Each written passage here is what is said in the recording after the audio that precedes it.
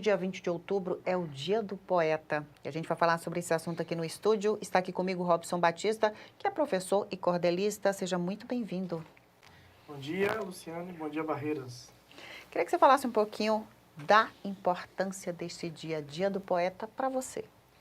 Ao longo do ano, nós temos o Dia do Poeta, o Dia da Poesia, né? O Dia do Escritor. Então, tem alguns dias que devem ser lembrados. Eu gosto muito da expressão vate. Então, poeta, na língua portuguesa, é um vate. E o vate, ele pode ser um poeta ou um vidente, um profeta, né? Então, eu acho que está tudo certo. O poeta e o músico, ele acaba prevendo algumas coisas. Algumas músicas e poesias são verdadeiras profecias para os dias de hoje. Robson, você escreve poesias também?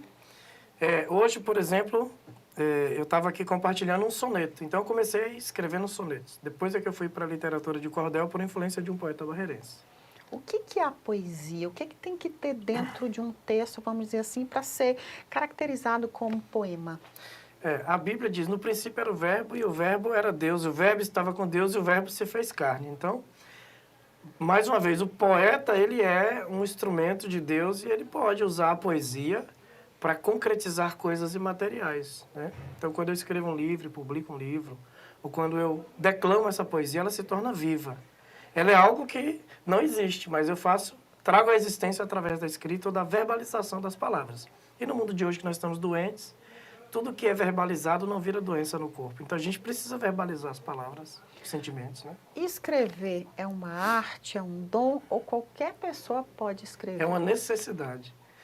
A gente não está mais no tempo das cartas, nós estamos no tempo das redes, mas a gente precisa escrever, a gente tem necessidade de escrever. Precisa verbalizar muitas vezes. E às vezes escrevemos para nós.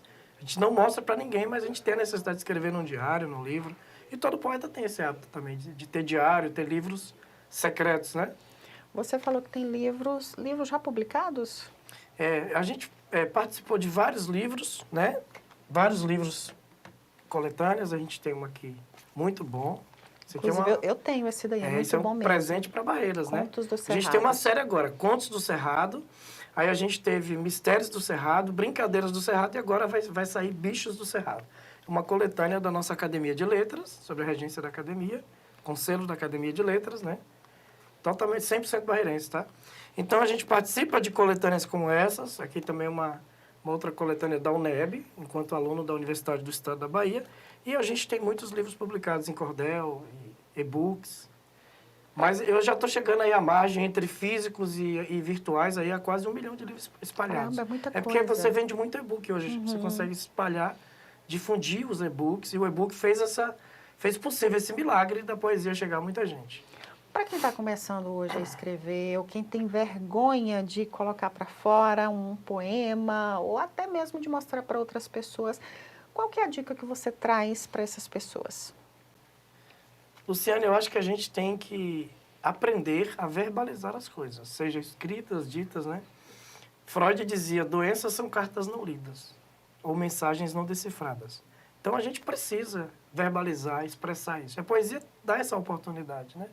Claro que alguns têm timidez e aí vai ter que quebrar, se desinibir um pouco para que possa realmente expressar. Mas a poesia é muito legal, é muito bacana. Quais os temas que você costuma abordar nas suas escritas? Eu vi que você tem os Contos dos Cerrados. São temas diversos? Vou começar a falar da minha tribo. Eu fui um menino criado aqui na Vila Brasil. Aqui onde a TV Câmara era uma rodoviária em que a gente trabalhava aqui carregando mala de viajantes. Aqui eu fazia poesia nessa época. Então, quando eu entrei nos contos, por exemplo, eu falei do João de Barros Ciumento, depois eu fui para o lobisomem da Vila Brasil e agora eu estou falando da jiboia da Vila Brasil. Então, começa com essa história primeiro do bioma, da minha vivência aqui, mas eu sou um poeta muito lírico, então eu escrevo muito também sobre romance e um poeta muito familiar. Falo muito de familiares, pessoas que já partiram, eu vou homenageando, contando a história dessas pessoas. Para você escrever hoje, você precisa ler muito ou apenas observar? O cordel, você precisa de técnica, muita técnica e relacionamento. Você tem que se relacionar com as pessoas.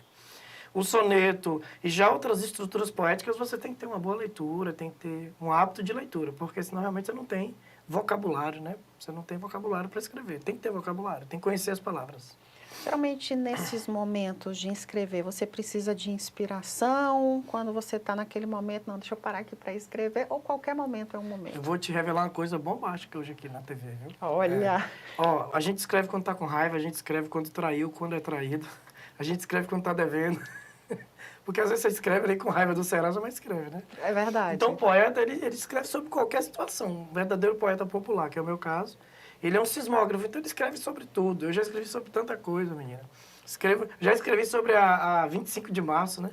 Eu nunca fui lá, eu falei... Aí eu comecei a escrever como se eu estivesse lá comprando algumas coisas. Então a gente brinca com... A gente infringe o tempo, vai para o futuro, volta para o passado. E a poesia permite isso, mas a gente escreve sobre tudo. Qual a mensagem que você traz hoje, nesse Dia do Poeta, para quem está acompanhando a nossa programação? Eu volto nessa temática de que nós precisamos aprender a verbalizar aquilo que precisa ser verbalizado. Nós estamos numa sociedade totalmente tecnológica. Você tem 6 pessoas dentro de uma casa falando pelo WhatsApp. Então, eu acho que às vezes esquecer um pouco o celular, né? Voltar a esse diálogo orgânico, presencial e verbalizar as coisas. E quando não conseguir falar, escreva. Eu tenho pacientes que escrevem, né? No meu outro métier de psicanalista, às vezes eu vejo que as pessoas, elas não têm facilidade de falar, elas querem escrever. Aí elas me escrevem. Aí eu vou analisar a carta e depois eu dou a devolutiva na consulta.